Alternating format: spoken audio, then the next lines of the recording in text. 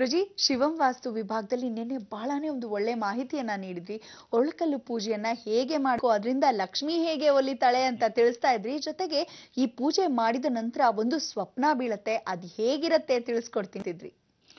ನೀವೆಲ್ಲ ವಿಶೇಷವಾಗಿ ಶಿವಂ ವಾಸ್ತುವಲ್ಲಿ ಸ್ವಪ್ನ ಗೋಚರ ಅಂತ ಕರಿತೀವಿ. ಯಾವತ್ತು ಒರಳು ಪೂಜೆ, ದೇವಿ ಪೂಜೆ, ಆರಾಧನೆ ಮಾಡ್ತಾ ಇದ್ರೆ ಸ್ವಪ್ನದಲ್ಲಿ ತಾನಾಗಿಯೇ ತೋರಿಸ್ಕೊಡ್ತಾಳೆ. ನೀವು ಎಷ್ಟು ಮಟ್ಟಿಗೆ ನಿಷ್ಠಾನುಷ್ಠಾನದಿಂದ ಪೂಜೆ ಮಾಡ್ತೀರಾ ಅನ್ನೋದು ಬಹಳ ಮುಖ್ಯ. ಶಿವಂ ವಾಸ್ತುವಲ್ಲಿ ಗೃಹ ನಿವಾಸದಲ್ಲಿ ಇಡ್ತಕ್ಕಂಥದ್ದು 1.5 kg ಅಷ್ಟು ಬಾಡಿಗೆ ಮನೆಯವರಿಗೆ, ಸ್ವಂತ ಮನೆಯವರಿಗೆ 2.5 kg ಅಷ್ಟು ಅಂತ ಜ್ಞಾಪಕ ಇಟ್ಕೊಳ್ಳಿ. ಎಲ್ಲವೂ ಕಾಲ್ kg ಅಷ್ಟು ಭಾಗ ಮಾಡಿಟ್ಕೋಬೇಕು. ಪ್ಲಾಸ್ಟಿಕ್ ಅಲ್ಲೋ ಗಾಜಿನಲ್ಲೋ ಮಾಡ್ಕೋಬೇಕು. ನಾವು ಕ್ಯಾಶ್ ಬಾಕ್ಸ್ ಅಲ್ಲಿ ಇಟ್ಟಿರೋದು 1 ಭಾಗ, 2ನೇ ಭಾಗ ಅಡಿಗೆ ಮನೆಯಲ್ಲಿ, 3ನೇ ಭಾಗ ವಿಶೇಷವಾಗಿ ದೇವರ ಮನೆಯಲ್ಲಿ, 4ನೇ ಭಾಗ ಒರಳು ಕಲ್ಲತ್ರ, 5ನೇ ಭಾಗ ಅಂತಕ್ಕಂಥ ವಿಚಾರ ಅಡಿಗೆ ಮನೇಲಿ ಏನಿಟ್ಟಿರ್ತೀವಿ ಅದರಲ್ಲೇ ಒರಳು ಭಾಗದಲ್ಲಿ ಇಟ್ಕೊಳ್ತಕ್ಕಂಥ ಅವಕಾಶ. ತದನಂತರ ನೀವು ಎಲ್ಲ ಜೊತೆಗೆ ಅಕಸ್ಮಾತ್ ಯಾರಾದ್ರೂ ದುಡ್ಡು ಕೊಡಬೇಕು ಅಂದ್ರೆ ಲೇವಾದೇವಿ ಮಾಡಬೇಕಾದ್ರೆ ಜೋಬಲ್ಲಿ ಇಟ್ಕೊಂಡಿದ್ದಾಗ ಒಬ್ರಿಗೂ ಗೊತ್ತಾಗದಿದ್ದಾಗ 1/4 kg ಜೋಬಲ್ಲಿ ಇರ್ಬೇಕು. ಏನಪ್ಪ 1/4 kg ಕಿತ್ತೋಗಲ್ವೇನ್ರಿ ಅಂದ್ರೆ ಪರ್ಸಲ್ಲಿ ಇಟ್ಕೊಳ್ಳೋರು ಹೆಂಗಸರು ಇಟ್ಕೊಳ್ಳೇಬೇಕು, ಗಂಡಸರಾದ್ರೆ ಜೋಬಲ್ ಇಟ್ಕೋಬೇಕು, ಗೊತ್ತಾಗಬಾರ್ದು. ಹೊರಗಡೆ ಯಾರಾದ್ರೂ ಹೋಗಿ ದುಡ್ಡು ಕೇಳಬೇಕಾದ್ರೆ ಜೋಬಲ್ ಕೈ ಹಿಡ್ಕೊಂಡು ಅದನ್ನ ಮಾಡ್ತಾ ಆ ಮಂತ್ರವನ್ನು ಹೇಳ್ಕೊಂಡು ಸ್ಥಳದಾತಾಯ ವಿದ್ಮಹೇ ಗೃಹದೇನವೇ ಧೀಮಹಿ ತನ್ನೋ ಕುಬೇರ ಲಕ್ಷ್ಮೀ ಪ್ರಚೋದಯಾತ್. ಆ ಲಕ್ಷ್ಮಿ ನನಗೆ ಒಲಿಯಮ್ಮ, ನನ್ನ ದುಡ್ಡು ವಾಪಸ್ ಕೊಟ್ರೆ ಸಾಕಮ್ಮ, ಅವನ್ ದುಡ್ಡು ನನಗೆ ಬೇಕಾಗಿಲ್ಲಮ್ಮ, ಲಾಭನೂ ಬೇಡ, ಅಸಲ್ ಕೊಟ್ರೆ ಸಾಕು ಅಂತ ಪ್ರಾರ್ಥನೆ ಮಾಡ್ಕೊಂಡ್ರೆ, ರೀ ನಿಮ್ ದುಡ್ಡು ಕೊಡ್ಬೇಕಾಯ್ತಲ್ಲ ತಗೊಳ್ಳಿ ಅಂತ ಬಾಯಿ ಮುಚ್ಕೊಂಡು ಕೊಡ್ತಾನೆ. ಅದೆಲ್ಲಿ ಅಂದ್ರೆ ಅವಳು ಸ್ವಪ್ನದಲ್ಲಿ ಹೋಗಿ ಜಾಡ್ಸೊದ್ದು ಕರ್ಸ್ಕೊಡ್ತಾಳೆ. ಇನ್ನೊಂದು, ಯಾವ ಕಾಲಕ್ಕೂ ತುಳಸಿ ಕಟ್ಟೆ ಕೆಳಗಿಡಬೇಕು, ಇನ್ನೊಂದು ದೇವ್ ಮೂಲೆನಲ್ಲಿ ಇಡಬೇಕು.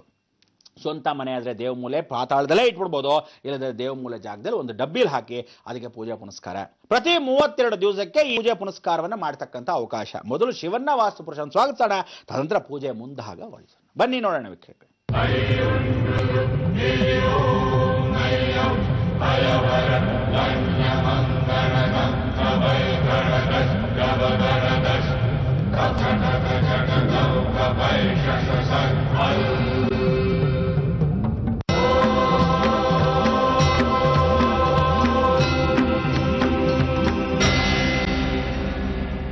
ಬಂದ್ರ ವೀಕ್ಷಕರೇ, ಬಹಳ ಸಂತೋಷ. ಶಿವವಾಸ್ತುಗೆ ಸ್ವಾಗತ. ನೋಡಿ, ಪೂಜೆ ಪುನಸ್ಕಾರಕ್ಕೆ ತುಳಸಿ ಕಟ್ಟೆಯಲ್ಲಿ ನಾವು ಅಕಸ್ಮಾತ್ ಬಾಡಿಗೆ ಮನೇಲಿದ್ರೆ ತುಳಸಿ ಕಟ್ಟೆಯ ಬದಲು ಆ ತುಳಸಿ ಕಟ್ಟೆ ಒಳಗಾದ್ರೂ ಸರಿ, ಪಾಟಲ್ಲಿ ಇಟ್ಕೊಂಡ್ರು ತುಳಸಿಲಾದ್ರೂ ಸರಿ, ತುಳಸಿ ಜಯ ತುಳಸಿ ಅಂತ 2 ಇಟ್ಟಿರ್ತೀವಿ. ಅದರಲ್ಲಿ ಸ್ವಲ್ಪ ಮಟ್ಟಿಗೆ ಹಳ್ಳ ಮಾಡಿ ಆ ಬಾಟಲ್ನ ಆ ಸೀಸನಲ್ಲಿ ಇಟ್ಬಿಡೋದು. ಅದ್ರ ಮೇಲೆ ಒಂದು ಸ್ವಲ್ಪ ಮಣ್ಣು ಮುಚ್ಚಿಬಿಟ್ಟು ಡಬ್ಬಿಲಿ ಹಾಕಿಡ್ಬೇಕು. ಇಲ್ಲ ಇದ್ರೆ ತಾಮ್ರ ಡಬ್ಬಿಯಲ್ಲಿ ವಿಶೇಷವಾಗಿ ಪಾದರಸನ್ನು ಹಾಕಿ ಪಂಚಲೋಹವನ್ನು ಹಾಕಿ ವಿಶೇಷವಾಗಿ ಪೂಜೆ ಪುನಸ್ಕಾರ ದಿನಾ ಊದ್ಕಡಿ ತೋರಿಸ್ಬೇಕು. ಜ್ಞಾಪಕ ಇಟ್ಕೊಳ್ಳಿ, ಹೆಂಗಸರ ಈಚೆಗಳಿದ್ರೆ ಅಥವಾ ಯಾವ ಕಾಲಕ್ಕೂ ಪೀರಿಯಡ್ಸ್ ಪ್ರಾಬ್ಲಮ್ ಇದ್ರೆ, ಹೊರಗಾಗಿದ್ದರೆ ಯಾವ ಕಾಲಕ್ಕೂ ಇದನ್ನ ಮುಟ್ಟಬಾರದು. ಮುಟ್ಟಿದ್ರೆ ಲಕ್ಷ್ಮಿ ಆವತ್ತೇ ಹೊರಟೋಗ್ತಾಳೆ ಮನೆ. ಹುಷಾರ್ ಹುಷಾರ್ ಹುಷಾರ್. ಅವಳು ಆ ಮೈಲಿಗೆಯನ್ನ ವಿಶೇಷವಾಗಿ ತೊರೆದು ಪರಿವರ್ತನಾ ಸ್ವರೂಪಗ ಮಡಿ. ಅದಕ್ಕೆ ಮೊದಲೇ ಹೇಳಿದ ನಾಗರಹಾವುಗಳಿಗೆ, ಈಶ್ವರನಿಗೆ, ಸಾಕ್ಷಾತ್ ಲಕ್ಷ್ಮಿಗೆ ಯಾವತ್ತಿದ್ರು ಮಡಿ ಮಡಿ ಮಡಿ. ಅದಕ್ಕೆ ಎಷ್ಟು ಚೆನ್ನಾಗಿ ಮಡಿ ಇರುತ್ತೋ ಅಷ್ಟು ವಿಶೇಷವಾಗಿ ನಿಮ್ಮಲ್ಲಿ ಒಲಿತಾಳೆ. ತುಳಸಿ ಕಟ್ಟೆಗಳಿಗೆ ಇಟ್ಟಿರ್ತಕ್ಕಂಥ ಸ್ವಂತ ಮನೆ ಆದರೆ ತುಳಸಿ ಕಟ್ಟೆ ಕೆಳಗೆ ಪ್ರತಿಷ್ಠಾಪನೆ ಮಾಡಬೇಕು. ಅಲ್ಲಿ ಪಾದರಸನ್ನು ಹಾಕಿ ನೀವು ಸಿಮೆಂಟ್ ಹಾಕೋ ಬದಲು ವಿಶೇಷವಾಗಿ ಮಣ್ಣನ್ನು ಮಾತ್ರ ಮುಚ್ಚಿ ಕೇಂದ್ರೀಕೃತವಾಗಿ ತಾಮ್ರ ತಂತಿ, ಹಿತ್ತಾಳೆ ತಂತಿ, ಬೆಳ್ಳಿ ತಂತಿ ಇದಿಷ್ಟು ಅದರೊಳಗೆ ನೆನೆಸಿರ್ಬೇಕು. ಒಳಗಡೆ ಅದು ಸೋಕ್ತಾ ಇರಬೇಕು. ಪಾದರಸಕ್ಕೆ ತಂತಿಗಳು ಮಾತ್ರ ಡಬ್ಬಿಯಿಂದ ಆಚೆ ಬಂದಿರಬೇಕು. ಆ ತಂತಿಗಳು ತುಳಸಿಗೆ ಸೋಕ್ತಾ ಇರಬೇಕು. ಆಗೇನಾಗತ್ತೆ, ನೀವು ಪೂಜೆ ಮಾಡ್ತಾ ಇದ್ದ ತುಳಸಿಗೆ ಓಂ ತುಳಸಿ ನಮಃ ಓಂ, ಜಯ ತುಳಸಿ ನಮಃ ಓಂ, ಆ ಸ್ಮರಣೆನ ಮಾಡ್ಕೊಂತ ವೇಣುಗೋಪಾಲ ಪ್ರಿಯಾಯ ನಮಃ ಓಂ ಅಂದಾಗ ಆ 3 ತಂತಿಗಳು ಏನು ಬೆಳ್ಳಿ, ಬಂಗಾರ, ಹಿತ್ತಾಳಿ, ತಾಮ್ರ ಅಂತ ಏನು ಸೋಕಿರುತ್ತೆ ಆ ತಂತಿಗಳ ಪಾದರಸಕ್ಕೆ ಇರುತ್ತೆ. ನೀವು ಹೇಳ್ತಾ ಇರೋ ಮಂತ್ರಕ್ಕೆ ಪಾದರಸದ ಮುಖಾಂತರ, ತಂಗಳ ಮುಖಾಂತರ ವೈಬ್ರೇಷನ್ಸ್. ಆಗ ತುಳಸಿಲಿ ನೀವು ಕೇಳ್ಕೊಂಡಂಗೆ, ತುಳಸಿ ನನ್ನ ದೀರ್ಘ ಸೌಮಂಗಲಿಯಾಗಿ ಇಟ್ಕೊಳ್ಳಮ್ಮ ಅಂದ್ರೆ ಸಾಕು. ಒಂದು ಪ್ರದಕ್ಷಿಣೆ ಹಾಕಿ ದೀರ್ಘ ಸೌಮಂಗಲಿಯೇ ಇಟ್ಕೊಂತ, ನನಗೆ ಮಕ್ಕಳಿಲ್ಲಮ್ಮ, ಪ್ರದಕ್ಷಿಣೆ ಮಾಡ್ತಾ ಇದ್ದೀನಿ ಮಕ್ಕಳು ಅಂದ್ರೆ. ಏನ್ರಿ ಹಳ್ಳಿ ಮರ ಸುತ್ತ ತಕ್ಷಣ ಮಕ್ಕಳಾಗ್ಬಿಡುತ್ತಾ? ಹಳ್ಳಿ ಮರದ ಕೆಳಗೆ ಪ್ರತಿಷ್ಠಾಪನೆ ಅಕಸ್ಮಾತ್ ದೇವಸ್ಥಾನದವ್ರು ಮಾಡಿದ್ರೆ, ಪ್ರತಿಷ್ಠಾಪನೆಗೆ ಆ ತಂತಿಗಳು ಸೋಕಿದ್ರೆ ಖಂಡಿತವಾಗ್ಲೂ ಅರಳಿ ಮರ ಸುತ್ತ ತಕ್ಷಣನೇ ಮಕ್ಕಳಾಗತ್ತೆ. ಆ ವೈಬ್ರೇಷನ್ಸ್ ಎನರ್ಜಿ ಇದೆಯಲ್ಲ ಅದು ಬರುತ್ತೆ. ಅದಕ್ಕೆ ಈ ಶಿವಂ ವಾಸ್ತುವಲ್ಲಿ ನಿಮಗೆಲ್ಲ ರಹಸ್ಯಗಳನ್ನ, ಯಾರೂ ಹೇಳದೇ ಇರತಕ್ಕಂಥ ವಿಶೇಷಗಳನ್ನೆಲ್ಲ ನಿಮಗೆ ತಕ್ಕಂಥದ್ದು. ನಾಳೆ ದಿವಸ ಯಾರೂ ನಿಮಗೆ ಸ್ವಾರ್ಥಕ್ಕೆ ಅವ್ರಿಗೆ ಮಾತ್ರ ಉಪಯೋಗಿಸ್ತಾರೆ ಹೊರತು ಲೋಕ ಸೇವೆಗೋಸ್ಕರ, ಜಗತ್ತಿಗೋಸ್ಕರ ಏನು ಬೇಕು ಮಾಡೋದು. ಅದಕ್ಕೆ ಈ ಶಿವಂ ವಾಸ್ತುವಲ್ಲಿ ಪಾದರಸಗಳನ್ನ ಎಲ್ಲೆಲ್ಲಿ ಇಡಬೇಕು, ಈ ಪಾದರಸವನ್ನ ಲಕ್ಷ್ಮೀನಾರಾಯಣದಲ್ಲಿ ಕುಬೇರ ಲಕ್ಷ್ಮಿನ ಸ್ಮರಣೆ ಮಾಡ್ಕೋಬೇಕು. ಕುಬೇರ ಪರಮೇಶ್ವರ, ಸ್ವಂತ ಜಗಜ್ಜನನಿ ಅಂದರೆ ಜಗತ್ತಾಗಿರ್ತಕ್ಕಂಥ ಪರಮೇಶ್ವರನೇ ಅವನೇ ಕುಬೇರನಾಗಿ ಐಶ್ವರ್ಯೇಶ್ವರದಿಂದ ಬಂದಿರತಕ್ಕಂಥ ಧನಪ್ರಾಪ್ತಿಯನ್ನು ನಿಮಗೆಲ್ಲ ಒಲಿಸ್ತಾನೆ. ನೀವು ಮಾಡಬೇಕು, ಪ್ರತಿ ಸೋಮವಾರ ಮಂಗಳವಾರ ಶುಕ್ರವಾರ ದಿವಸ ಅಕಸ್ಮಾತ್ ಶತ್ರು ಸಂಹಾರ ಮಾಡಬೇಕು ಅಂದ್ರೂ ಪ್ರಯತ್ನ ಪಟ್ಟರೆ ದಿವಸ ಮಾಡ್ಕೋಬೋದು. ಇಲ್ಲ ಬರೀ ಧನಪ್ರಾಪ್ತಿ ಸಾಕು ಅಂದರೆ ಪ್ರತಿ ಸೋಮವಾರ ಶುಕ್ರವಾರ ಮಾತ್ರ.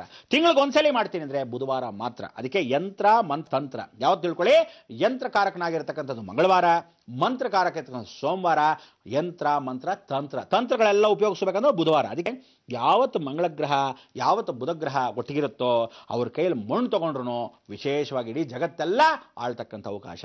ಅದಕ್ಕೆ ಎಷ್ಟೋ ಜನಕ್ಕೆ ಸುಮ್ಮನೆ ನೀವು ಯಂತ್ರಗಳೆಲ್ಲ ತಂದಿಡಬಾರ್ದು ಮನೆಗೆ. ಜ್ಞಾಪಕ ಇಟ್ಕೊಳ್ಳಿ, ದೇವರುಗಳನ್ನ ಯಾವ ಕಾಲಕ್ಕೂ ಯಾರೋ ಬರ್ದಿರ್ತಕ್ಕಂಥ ತಂತ್ರ ವಿದ್ಯೆಗಳನ್ನೆಲ್ಲ ಇಟ್ಕೋಬಾರ್ದು. ದೇವ್ರ ಮೇಲೆ ಏನು ಮಾಡ್ಬೇಕು, ನೀವು ಯಾವ್ದಾರ ಮಡಿಕೆಗಳು ಕೊಟ್ಟಿರ್ತಾರೆ, ಹಾಳು ಮುಳು ಕಡ್ಡಿ ಕೊಡ್ತಾಳೆ, ಮೇಲ್ಗಡೆ ನೇತು ಹಾಕಿರ್ತೀರ. ಅವನು ಕೊಟ್ಟ ಒಂದು ಯಂತ್ರ, ಇವನೊಂದು ಫೋಟೋ ಕೊಟ್ಟ, ಅವನೊಂದು ಅಷ್ಟಲಕ್ಷ್ಮಿ ಅಂತ ಕೊಟ್ಟ, ಇವನೊಂದು ಸುದರ್ಶನ ಚಕ್ರ ಕೊಟ್ಟ. ಯಾರು ಹೇಳ್ದವ್ರು ಇದೆಲ್ಲ ನಿಮಗೆ ಪೂಜೆ ಪುನಸ್ಕಾರ ಮಾಡಿ ಅವನ ಹತ್ರ ಇಸ್ಕೊಳ್ಳೋಕೆ?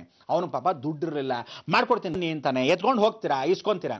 ನಿಜವಾಗ್ಲೂ ಆ ಕಾಲದಲ್ಲಿ ಯಂತ್ರವನ್ನು ಬರಿತಾ ಇದ್ರೆ ಅವ್ರೇನು ಮಾಡೋರು, ಕರೆಕ್ಟಾಗಿ ರೇಖೆಗಳು ಬರೆಯೋರು. ಅಲ್ಲಿ ಪಾದರಸವನ್ನು ಒಡೆ ಹಾಕಿ ಪೂಜೆಯನ್ನ ಮಾಡಿ ಅವರು ನಿಮಗೆ ಉಪದೇಶ ಮಾಡ್ತಿದ್ರು. ಏನ್ ಮಾಡ್ತಿದ್ರು? ಆ ಉಪದೇಶದಲ್ಲಿ ನೋಡಪ್ಪ, ಇದು ಯಂತ್ರ, ಈ ಯಂತ್ರದಲ್ಲಿ ಇಂತಿಂಥ ದೇವರನ್ನ ನಾನು ಆಹ್ವಾನ ಮಾಡಿದ್ದೀನಿ, ಇದು ನಿನಗೆ ಕೊಡ್ತಾ ಇರೋದನ್ನ ನಿನಗೆ ಗೊತ್ತಿರಬೇಕು. ಇದು ಪೂಜೆ ನಾನು ಹೀಗೆ ಮಾಡಿರೋದನ್ನ ನೀನು ಹಾಗೆ ಮಾಡಿದ್ರೆ ಮಾತ್ರ ಈ ಯಂತ್ರವನ್ನು ನಿನ್ನ ಮನೆಗೆ ಎತ್ಕೊಂಡು ಹಾಕೋ ಅಂತ ಮಾತ್ರ. ನೀವೇನ್ ಮಾಡ್ತೀರಾ? ದುಡ್ಡು ಕೊಟ್ರೆ ಯಂತ್ರ ಕೊಟ್ಬಿಡ್ತಾರೆ. ಸ್ವಾಮಿಗಳೇ ನಂಗೆ ಮಂತ್ರಿಸ್ಕೊಟ್ಬಿಡಿ. ಅವನೇನು ಮಂತ್ರಿಸ್ಕೊಟ್ಟಿರ್ತಾನೆ ಗೊತ್ತಾ?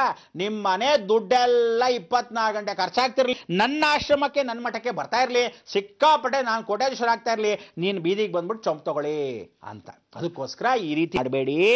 ಯಾವತ್ತಿದ್ರು ಯಾವ ಮನುಷ್ಯನ ಕೈಯಲ್ಲೂ ಯಂತ್ರ ಮಂತ್ರ ತಂತ್ರಗಳು ತಗೋಬೇಡಿ. ನಿಜವಾದ ಶಂಕರಾಚಾರ್ಯ ಏನ್ ಮಾಡಿದ್ರು? ಲೋಕಕ್ಕೋಸ್ಕರ ಅಲ್ಲಲ್ಲೇ ಯಂತ್ರಗಳನ್ನ ಶಕ್ತಿ ಪ್ರತಿಷ್ಠಾಪನೆ ಮಾಡಿದ್ದಾರೆ. ನಿಮಗೂ ಅಷ್ಟೇ, ನಾನು ಇದುವರ ತನಕ ಯಾರಿಗೂ ಯಂತ್ರ ಮಂತ್ರ ಕೊಡೋದಿಲ್ಲ. ಯಾತಕ್ಕೆ ಕ್ಷೇತ್ರಗಳು ಕಳಿಸ್ತೀನಿ ಅಂದ್ರೆ, ನೀವುಗಳು ಆ ಯಂತ್ರ ಶಕ್ತಿಯನ್ನು ಶಂಕರಾಚಾರ್ಯ ಏನು ಪ್ರತಿಷ್ಠಾ ಮಾಡಿದ್ದಾರೆ ಅದನ್ನ ಆಕ್ಟಿವೇಶನ್ ಮಾಡ್ಕೊಳಕ್ ನೀವು ಈ ಕಷ್ಟ ಅಂದ್ರೆ ಆ ಯಂತ್ರಕ್ಕೆ ಹೋಗಿ ಪೂಜೆ ಮಾಡಿದ್ರೆ ಆ ಸ್ಥಳದಲ್ಲಿ ಇರತಕ್ಕಂಥ ಶಕ್ತಿ ನಿಮಗೆ ಬರುತ್ತೆ ಅಂತ. ಹಾಗೆ ಬಿಟ್ಟು ನೀವುಗಳು ನೀವು ಮನೆಯಲ್ಲಿ ತಂದ ಆಗ್ಬಿಟ್ರೆ, ಅಕಸ್ಮಾತ್ ಯಾರಾದ್ರೂ ಹೆಂಗಸ್ ರೀಚೆ ಆದ್ರೆ, ಯಾರ ಸತ್ತೋದವ್ರು ಹೊರಗಡೆ ಮುಟ್ಟು ಬಂದಿದ್ರೆ, ಅಕಸ್ಮಾತ್ ಯಾವ್ದೋ ಸೂತ್ಕೇನೋ ಮೈಲಿಗೆ ಆಗಿದ್ರೆ, ಅವ್ನು ನಿಮ್ಮ ಮನೆ ಒಳಗೆ ಬಂದಿದ್ರೆ, ಲ್ಯಾಟ್ರಿನ್ ಬಾತ್ರೂಮ್ ಕಾಲು ತೊಳ್ಕೊಳ್ದೆ ನೆಟ್ಟಿಗೆ ಒಳಗೆ ಬಂದ್ರೆ, ಆ ದೋಷಗಳಲ್ಲಿ ಯಾರಿಗೆ? ನಿಮ್ಮ ಮನೆಗೆ. ಅವನ ಅಕಸ್ಮಾತ್ ಸತ್ತೋದ ಅಂತ ಇಟ್ಕೊಳ್ಳಿ, ಸತ್ತೋದ್ರೆ ಆ ಪವರ್ ಏನ್ ಮಂತ್ರ ಮಾಡಿಕೊಟ್ಟಿರ್ತಾನೆ ಇಲ್ಲಿ, ಅದು ನೆಗೆದು ಬಿದ್ದೋಯ್ತು. ಅವ್ನು ಬದುಕಿದಾನೋ ಸತ್ತೋದೋ ನೀವೇನೋ ಅವ್ನು ಕಾಂಟ್ಯಾಕ್ಟ್ ಇಟ್ಕೊಂಡಿರ್ತೀರಾ. ಯಾರೋ ನಮ್ಮ ಮನೆ ಪಕ್ಕದ ಮನೆಯವ್ರು ಹೇಳಿದ್ರು ಒಳ್ಳೇದಾಗತ್ತಂತ ಒಂದು ಯಂತ್ರ ತಂದಿದ್ವಿ, ಈಗ ಮಾಡ್ಕೊಂಡೇ ನೀವು ಹಾಳು ಮಾಡಿರೋದು. ಅದಕ್ಕೆ ಹೇಳ್ತಾ ಇದ್ದೀವಿ ವೀಕ್ಷಕರೇ, ಯಂತ್ರ ಮಂತ್ರ ತಂತ್ರವೆಲ್ಲ ಪಾದರಸದ ಮುಖಾಂತರ ಪ್ರತಿಷ್ಠಾಪನೆ ಮಾಡಿ ಅದನ್ನು ಬಿಸಿ ಮಾಡಿ ಇದೆಲ್ಲ ವಿಶೇಷವಾದ ಸಂಚಿಕೆಯಲ್ಲಿ ನಿಮಗೆ ತಿಳಿಸ್ತಕ್ಕಂಥ ಅವಕಾಶವನ್ನು ಮಾಡಿಕೊಡ್ತೀವಿ. ಇವತ್ತು ಶಿವಮವಾಸ್ತುಲಿ ಪೂಜೆ ಪುನಸ್ಕಾರ ಮಂಗಳಾರತಿ ಮಾಡೋಣ ಅನ್ಕೊಂಡೆ, ಆದ್ರೆ ಇಲ್ಲ ತಿಳಿಸ್ತಾರೆ ಅಂತ ಟೈಮ್ ಬೇಕಲ್ಲ, ಕಾಯ್ತಾರೆ. ಈಗ ಬಂದೆ. ಗುರುಜಿ, ಯಂತ್ರ ತಂತ್ರ ಮಂತ್ರ ಅಂತ ಹೇಳ್ತಾ ಇದ್ರಿ, ನಿಜಕ್ಕೂ ಮುಗ್ಧರು ಮನೆಯಲ್ಲಿ ಯಾರೋ ಕೊಟ್ರು ಅಂತ ಹಾಕೊಂಡ್ಬಿಡ್ತಾರೆ. ದಯಮಾಡಿ ಅದಕ್ಕೆಲ್ಲ ಮಾರು ಹೋಗ್ಬೇಡಿ ಅಂತ ಹೇಳ್ತಾ ಇದ್ರಿ.